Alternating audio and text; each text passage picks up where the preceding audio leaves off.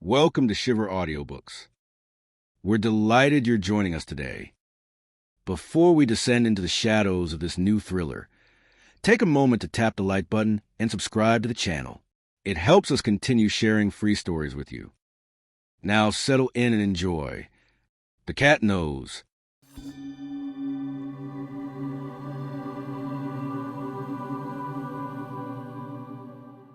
Chapter 1. A Lineage of Shadows. Pearl was not a cat who lived in a house. She was a cat who lived in a history. To the residents of the Old Stone District, she was a flickering ghost of orange, black, and white, a frail calico who seemed to be held together more by spirit than by muscle. But beneath her patchwork fur lay the heritage of 1,000 survivors. She was born in the skeletal remains of a dry-docked rowing boat during a relentless autumn gale. Her mother, a battle-scarred tabby with a missing ear and a cynical view of humanity, had been a legendary ratter on the docks. She had raised Pearl on a strict diet of caution and observation. "The world is made of lines, Pearl," her mother's lessons seemed to whisper in the twitch of her whiskers. Lines of scent, lines of shadow, and the thin, dangerous lines of human intent. Pearl's lineage was truly one of shadows. She was a descendant of the shipcats, the feline navigators who had traveled from distant ports centuries ago, bringing with them a sharp, ancestral intelligence. While other cats grew soft on saucers of milk, Pearl's muscles became like braided wire. She navigated the high paths, the precarious network of rusted gutters, crumbling brick ledges, and swaying laundry lines that crisscrossed the Victorian tenements. Her calico coat was more than just a pattern. It was her camouflage. Her orange patches mimicked the rusted iron of the wharves. Her black spots were the ink of the midnight alleys. Her white chest was the flash of sea foam against the pier. She was a master of the periphery, a creature who existed in the corner of one's eye, gone before the brain could even register her presence. This background was defined by a profound, silent understanding of the neighborhood's rhythm. Pearl didn't just see the world, she felt its vibrations. She knew the exact moment the baker's oven would exhale the scent of yeast, and she knew which floorboards in the library groaned under the weight of a stranger. She could distinguish the rhythmic tread of the night watchman from the frantic, uneven scuttle of a man hiding a secret.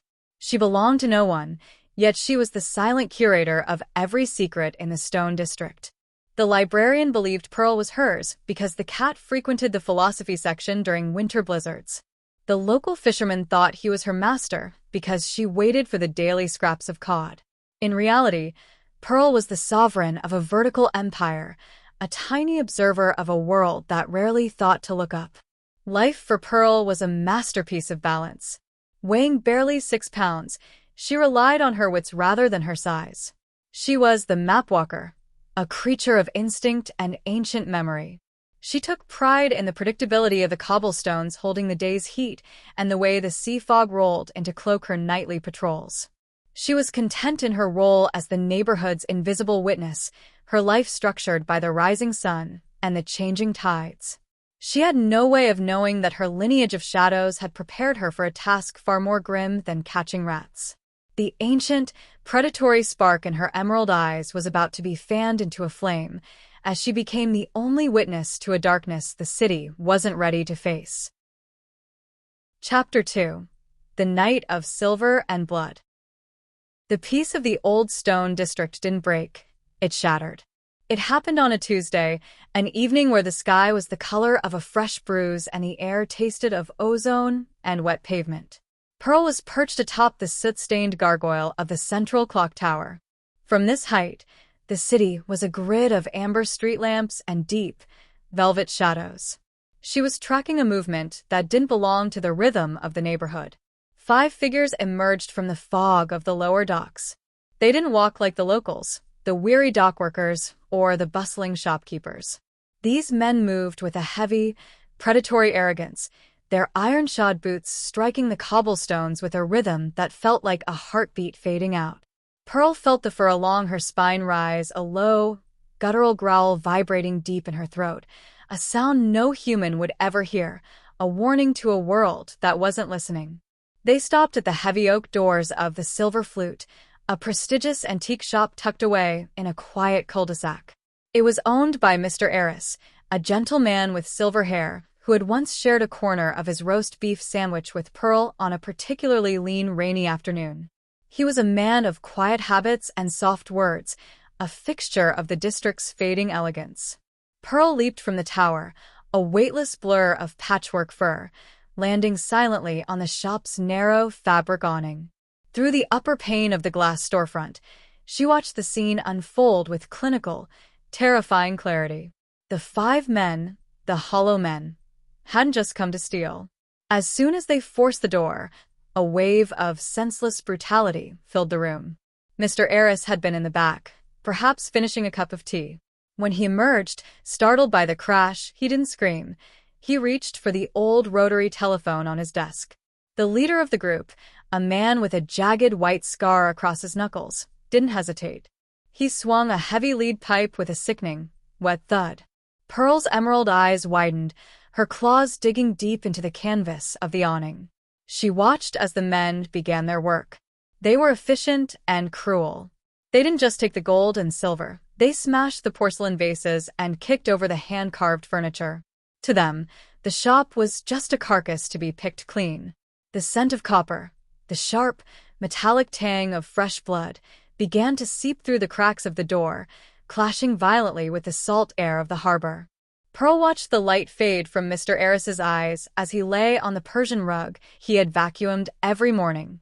To the human world, this was a headline, a crime scene, a tragedy. To Pearl, it was a fundamental tear in the fabric of her territory. The men exited a few minutes later, laughing under their breath as they adjusted the weight of their stolen sacks. They stepped over the threshold as if they hadn't just extinguished a soul. One of them, a nervous, spindly man with a constant twitch in his left eye, nearly stepped on Pearl's hiding spot as she crouched behind a stack of crates. He smelled of cheap tobacco, stale sweat, and a sharp, sour scent of unearned adrenaline. Pearl inhaled deeply, committing that specific chemical signature to her very soul. As they vanished into the thickening fog, Pearl didn't retreat to her safe rafters or the warmth of the bakery vents. She waited until the echoes of their boots died away, then stepped through the shattered door. Her paws were silent on the floor, avoiding the dark, slick puddles. She stood by Mr. Eris for a long moment, her tail twitching in a slow, rhythmic, funereal beat. She wasn't just a witness anymore. She was a hunter. The lines of her inner map had shifted. They no longer led to the best places for sun or the most frequent mouse holes. They now led to 5 specific, blackened souls. The balance of the Stone District had been tilted, and Pearl was the only one small enough to slip through the shadows and tilt it back. Chapter 3. The Scent of 5. Pearl did not follow them from the ground. To do so would have been to invite the clumsy notice of their heavy boots or the stray kick of a man fueled by adrenaline. Instead, she became a phantom of the upper air. She poured herself across the high paths, leaping from rain-slicked gutters to rotting window ledges with the weightless precision of a falling leaf. The 5 men moved through the district like a dark stain spreading across a map. They didn't speak. The weight of their stolen silver and the fresh memory of Mr. Eris's silent shop kept them quiet. They wound through the narrowest veins of the city, eventually slipping into the cellar entrance of an abandoned tannery near the wharf. The air here was thick with the ghost scent of ancient rot, vinegar, and acrid chemicals, a stench so powerful it would mask almost any human presence. But to Pearl, it was merely a backdrop against which the 5 distinct scents of the Hollow Men stood out like ink on snow. She perched on a rusted ventilation pipe, peering through a jagged crack in the skylight. Below, the men dumped their heavy bags onto a scarred wooden table. Silver candelabras, gold pocket watches, and strings of pearls spilled out, gleaming mockingly under the harsh, rhythmic swing of a single bare bulb. From her high vantage point, Pearl began to catalog them with a hunter's patience. Her mind did not use human names, but she branded each soul with its own chemical signature. The Scar, the leader. He sat at the head of the table, his jagged white knuckle scar glowing under the light. He smelled of expensive leather, cold iron, and the sharp, clinical scent of gun oil. He was the gravity that held the others in place. The Twitch, the man who had nearly stepped on her. He was small and wiry, his fingers constantly drumming against his thighs. He smelled of stale tobacco and the sour, milky sweat of a coward. The Needle, a tall, skeletal man who moved with a twitchy, serpentine grace. He smelled of sharp chemicals and bitter axle grease. He was the one who had expertly picked the locks, his fingers moving like spiders. The Ox, a massive, silent wall of a man. He smelled of damp wool and raw onions. He was the brute force, his hands large enough to crush a skull, yet his eyes were strangely vacant, reflecting only the light of the stolen gold. The Fox, the youngest, with a shock of red hair. He smelled of peppermint and a stolen, flowery perfume that clung to his coat.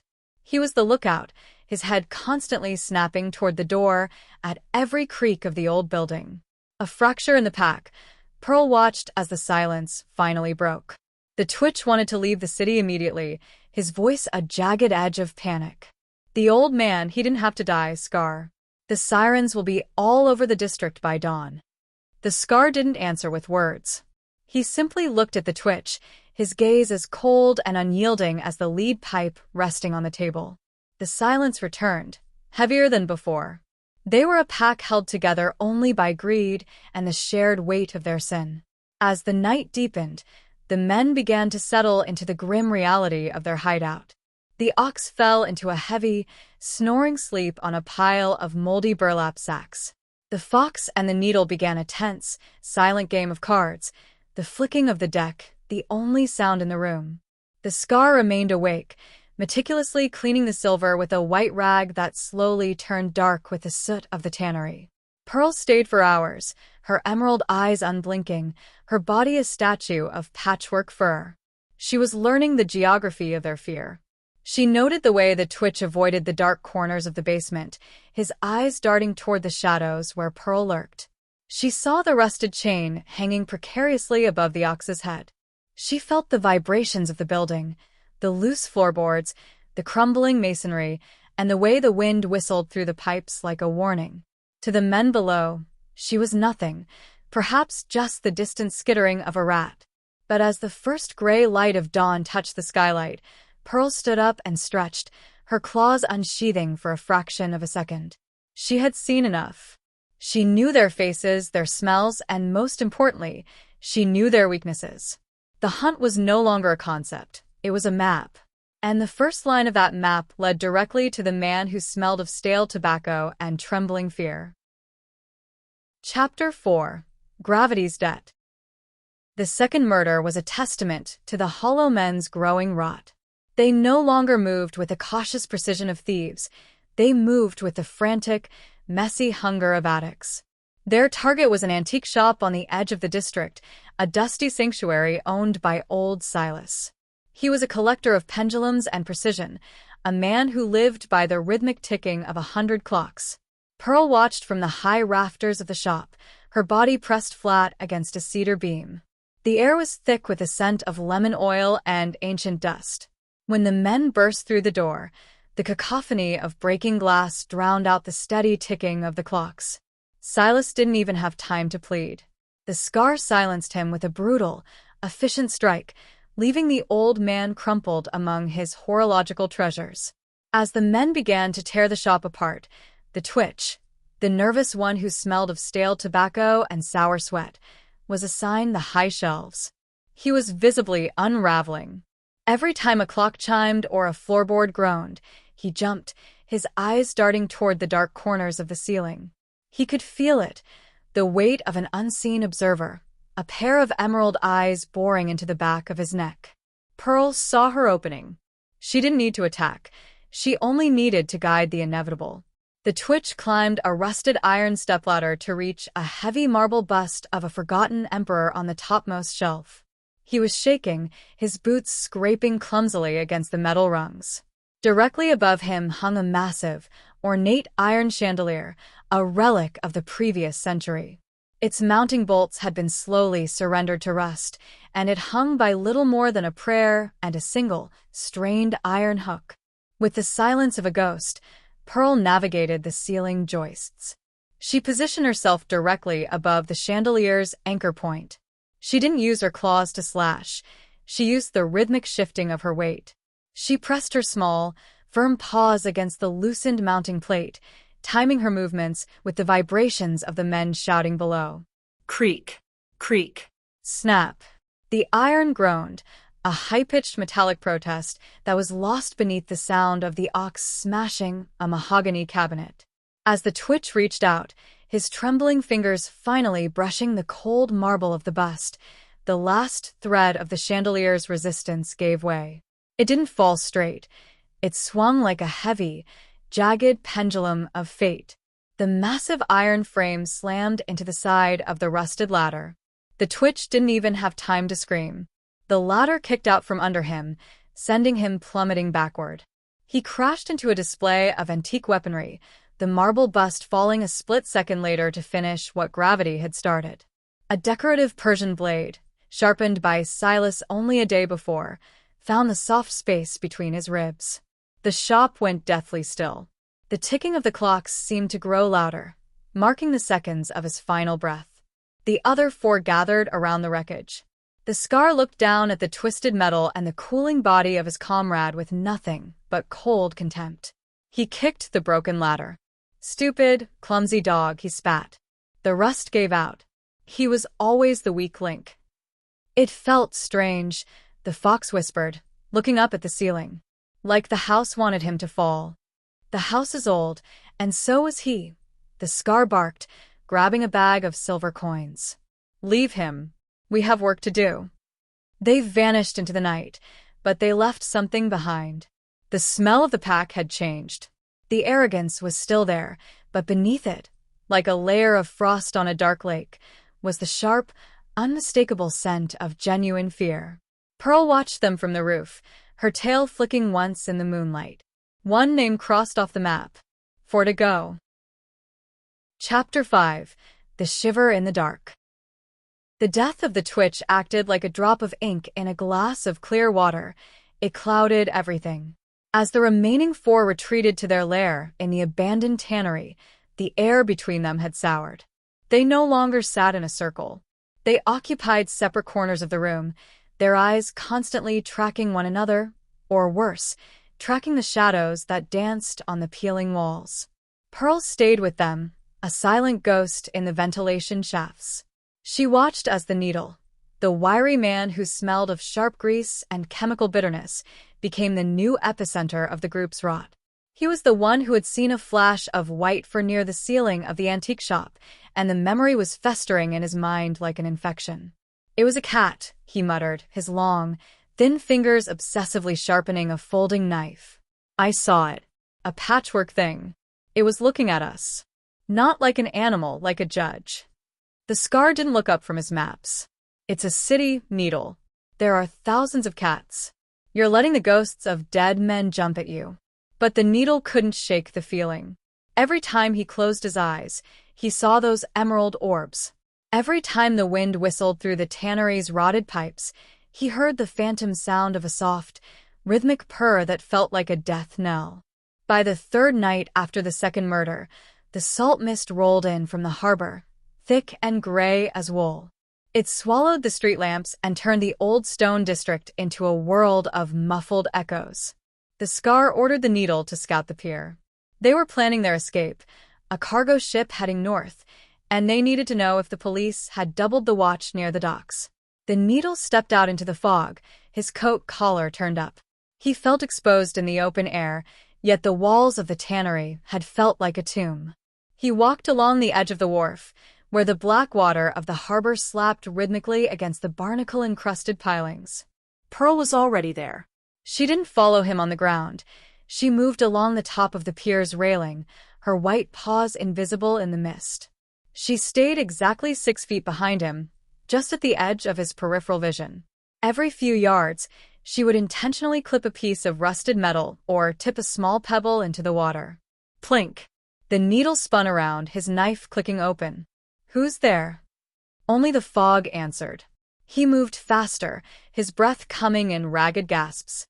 He reached the end of the pier, where a massive, rusted crane stood like a skeletal giant.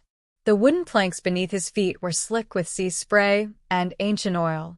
Pearl accelerated.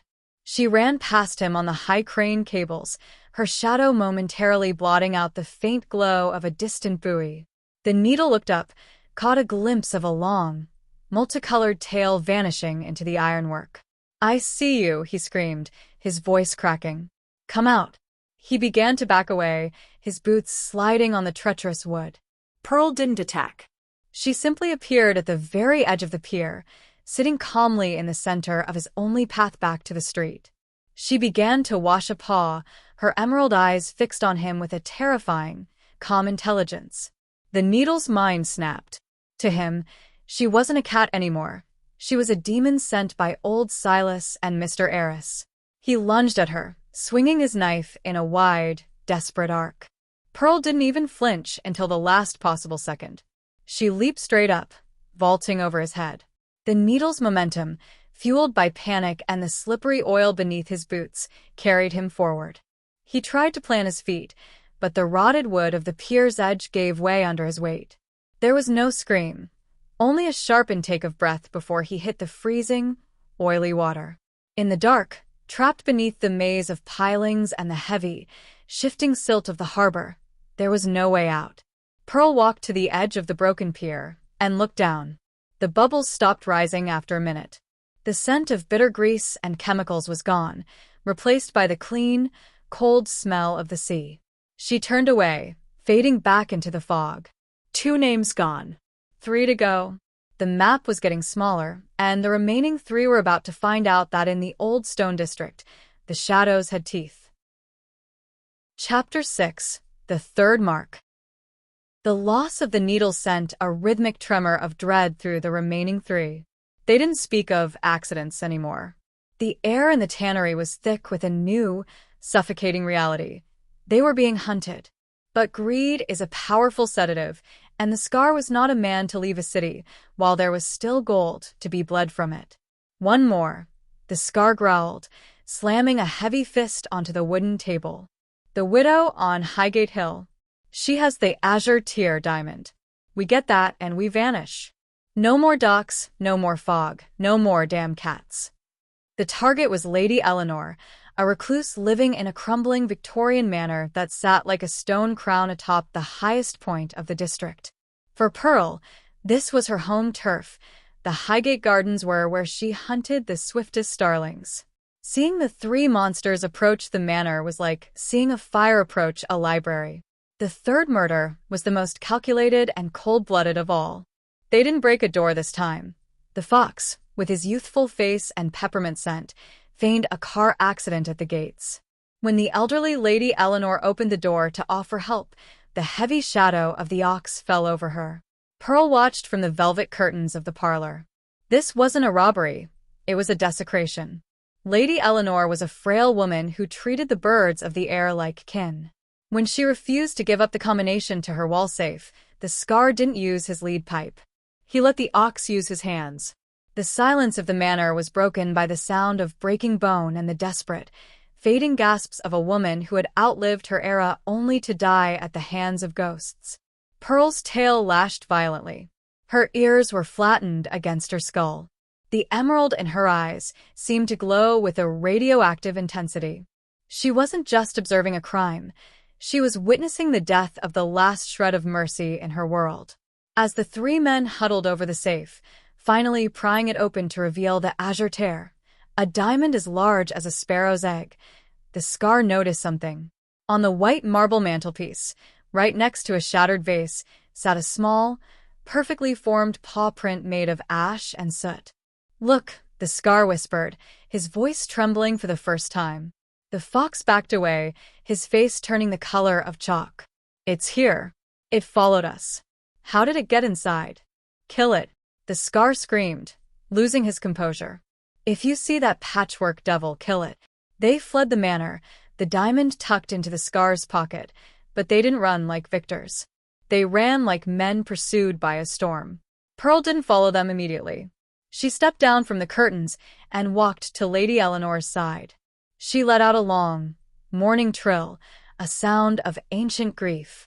She stayed just long enough to see the life leave the room, and then she turned toward the open window. The hunt was no longer about balance or territory. It was about erasure. The scent of the 3 remaining men, leather, raw onion, and peppermint, was now a foul stench that Pearl intended to scrub from the earth. The azure tear was beautiful, but to Pearl, it was just a beacon that would lead the killers to their next grave. Chapter 7. Phosphorus and Phantoms. The azure tear, Diamond sat on the scarred table of the tannery, a cold, blue eye that seemed to mock the 3 men huddled around it. But the stone offered no comfort. The air in the room had become a physical weight. The fox, the youngest of the pack, was vibrating with a frantic, jittery energy. The scent of peppermint that usually trailed him was now drowned out by the metallic tang of pure, unadulterated terror. "It's not a cat," the fox whispered, his eyes wide and bloodshot as he stared into the dark corners of the ceiling. "It's a curse." It was at the jewelry shop. It was at the antique store. It was on the mantel at the widow's. "It's counting us, Scar. It's counting us down." "Shut up." The Scar barked, though his own hand drifted toward the lead pipe. "Ox, take the kid. Go to the old match factory on the east side. The buyer is meeting us there at midnight. We sell the stone, we get on the boat, and we leave this rot behind." The match factory was a cathedral of industrial decay, a sprawling skeleton of brick, glass, and highly flammable history. Decades of spilled phosphorus and sulfur had soaked into the floorboards, leaving a faint, chemical ghost in the air. Pearl arrived long before they did. She knew the factory's secrets. She knew which floorboards were mere shells and which iron walkways were held up by rust and memory. She moved through the rafters, her patchwork fur blending perfectly with the soot-stained shadows. When the ox and the fox entered, their flashlights cut frantic swaths through the gloom. The ox, a silent mountain of a man, stood guard by the main vat, his heavy breathing echoing like a bellows. But the fox couldn't stay still. He paced the catwalks, his footsteps ringing out on the metal grating. Clang, clang, clang. Pearl began her work. She didn't stay hidden. She allowed a flash of her white chest to appear at the end of a long corridor. "There!" the fox shrieked, pointing his light. "I saw it." He broke into a run, driven by a desperate need to kill the thing that was haunting him. He followed the flicker of white and orange up a narrow spiral staircase that led to the old drying racks, a series of high, wooden platforms suspended over the factory floor. The fox reached the top, gasping for air. He swung his flashlight wildly until the beam landed on Pearl. She was sitting on a wooden beam, calm and regal, just inches away from a stack of ancient, phosphorus-tipped drying frames. "I've got you," the fox hissed, reaching into his pocket for a lighter. His mind, shattered by paranoia, thought only of burning the demon away. "I'll turn you to ash." He flicked the lighter. The flame danced in his eyes. He lunged forward, intending to set the beam on fire and trap her. Pearl didn't run away. She leaped toward him, not to bite or scratch, but to act as a blur of motion. As she flew past his face, her tail whipped across his eyes. Startled, the fox stumbled. The lighter flew from his hand, landing directly into the pile of desiccated, sulfur-soaked wood. In the old stone district, they say phosphorus burns with a hunger that cannot be sated. The rack ignited instantly, a brilliant, blinding white flare. The fox screamed, backing away from the heat, but the rotted wooden platform beneath him had already begun to succumb to the flames. Pearl watched from the safety of a stone ledge as the floor gave way. The fox didn't fall into the fire. He fell into the darkness below, landing with a sickening crunch on the concrete floor near the massive mixing vats. The peppermint scent was gone, replaced by the choking stench of chemical smoke. Down below, the ox stared up at the inferno, his jaw hanging open. He saw the small, patchwork silhouette of a cat looking down from the stone ledge, framed by the white-hot light of the burning factory. For the first time, the massive man felt small. Pearl didn't linger. She slipped out through a broken window into the cool night air. 3 names crossed off. The youngest was gone. The pack was down to the brute and the leader, and the map was leading her back to the heart of the district for the final reckoning. Chapter 8. The Weight of Silence. The death of the fox had been a loud, burning catastrophe, but the silence that followed was far more terrifying. The scar and the ox were back in the tannery, but the sanctuary had become a cage. The azure tear sat on the table between them, its blue facets catching the dim light, but neither man looked at it. The diamond was no longer a prize.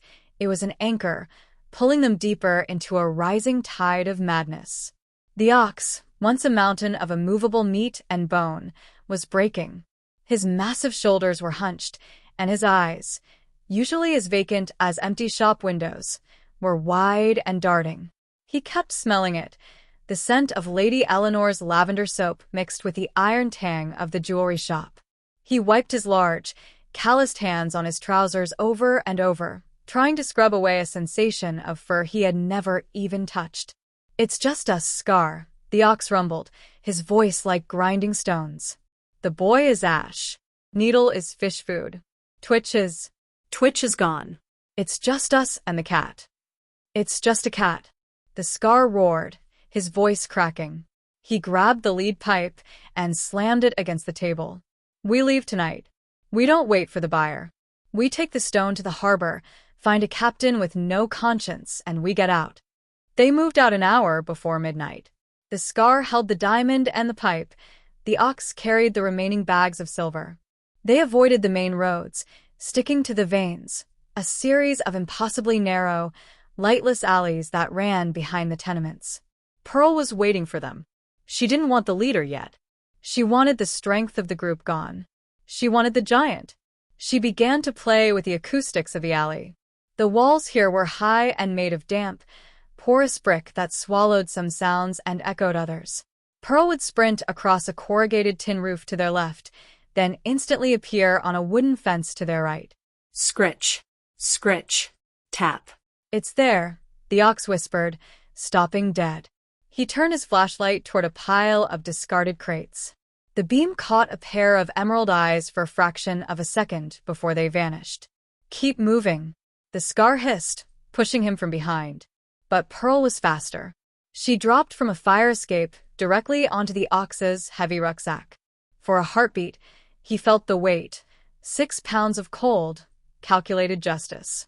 He let out a strangled yelp and spun around, swinging his massive arms at the air. Pearl leaped away, landing on a precarious stack of old iron pipes leaning against a rotted brick wall. She didn't run. She sat there, silhouetted against the distant glow of a street lamp, and began to sharpen her claws against the rusted metal. The sound was like a knife on a whetstone. The ox snapped. He dropped the bags of silver and lunged at her. He didn't see the world through the eyes of a thief anymore. He saw it through the eyes of a cornered animal.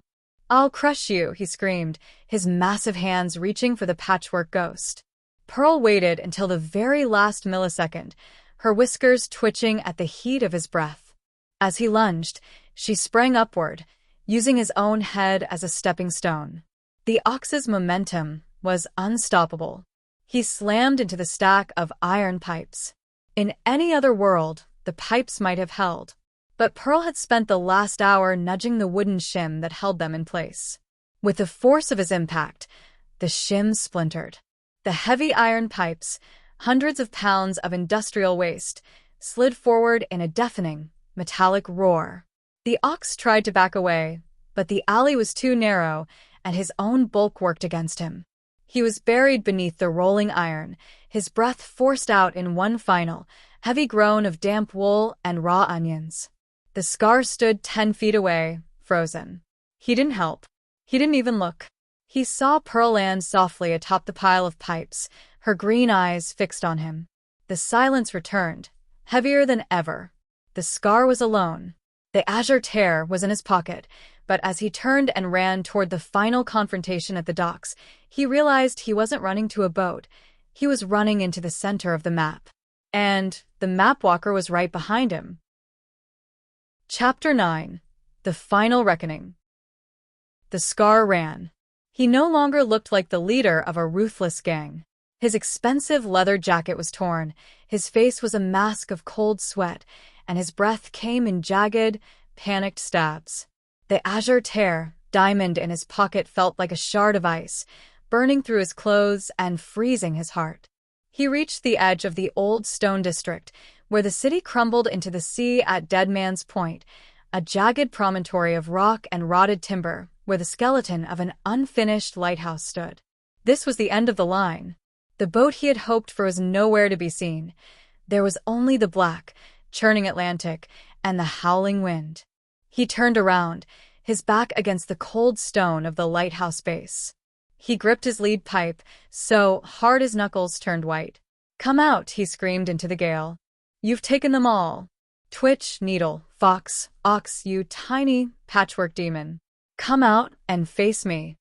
Pearl emerged from the mist, not from the ground, but from the rusted iron railing above him. She descended the stairs with a slow, rhythmic gait that was more terrifying than a lunge. She didn't growl. She didn't hiss.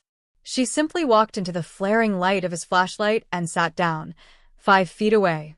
The Scar lunged, swinging the lead pipe with a desperate, murderous strength. Pearl wasn't there. She was a blur of orange and black, a phantom that existed in the spaces between his breaths. She moved with the grace of her shipcat ancestors, her paws finding purchase on surfaces he couldn't even see. She began her assault. It wasn't an attack of teeth and claws, not yet. It was an attack of environment. She darted between his legs, tripping him as he tried to regain his balance on the slick, salt-encrusted rocks. As he fell, she leaped onto his shoulders, her claws momentarily sinking into the leather of his jacket, just enough to remind him of the blood he had spilled. The Scar scrambled to his feet, swinging wildly. He backed into the lighthouse, moving up the spiral stairs.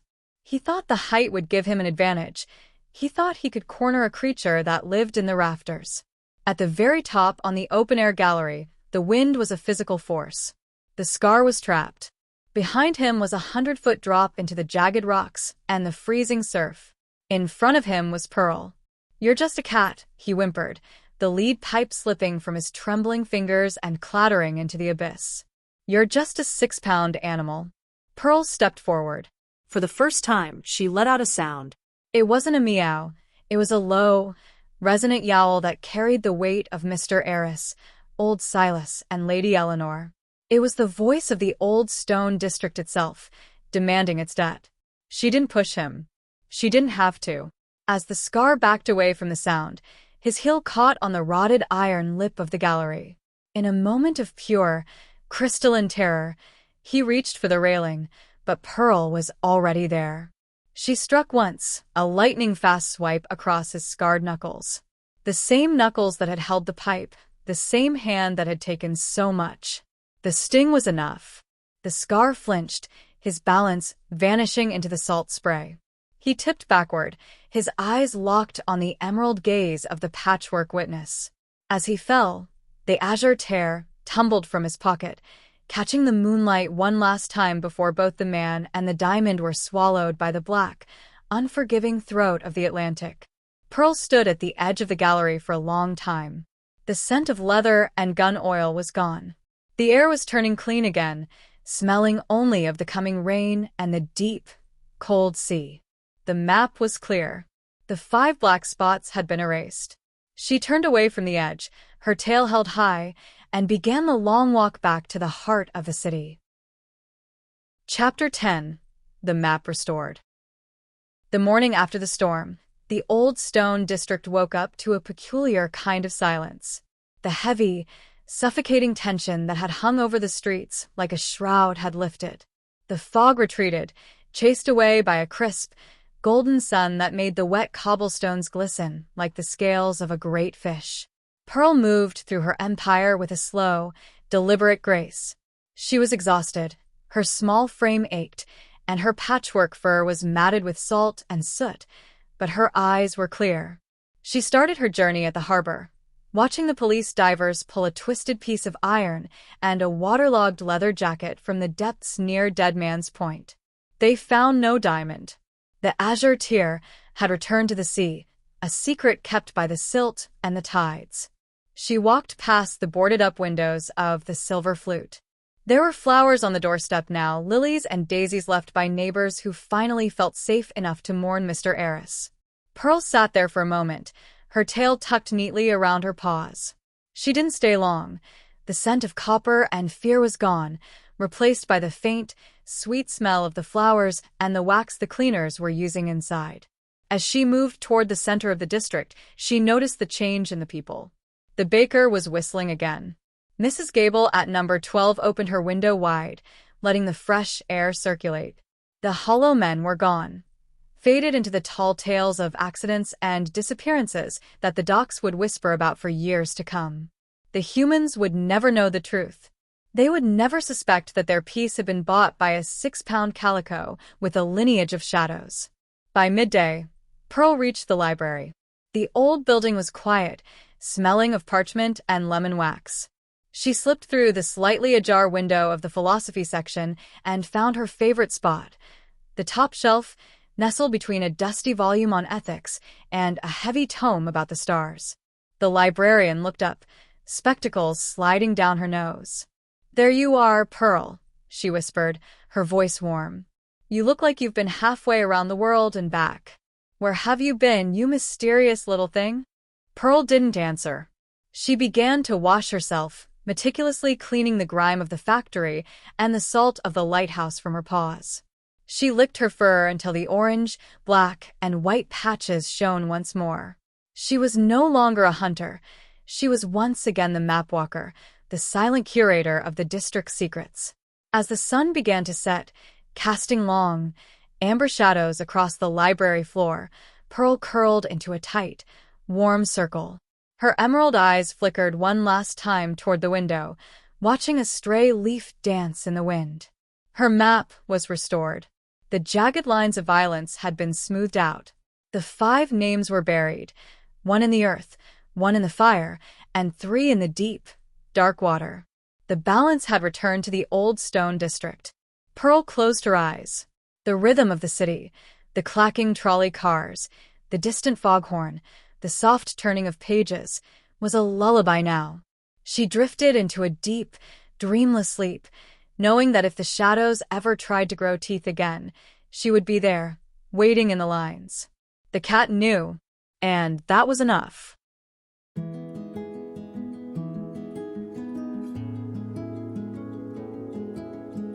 Thank you for walking the high paths with Pearl and witnessing the silent justice of the mapwalker.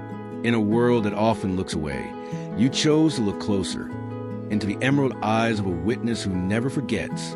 If you felt the chill of the fog and the thrill of the chase, please consider subscribing and liking this story. It helps our small community of storytellers grow, ensuring that more secrets from the dark corners of the world can be told.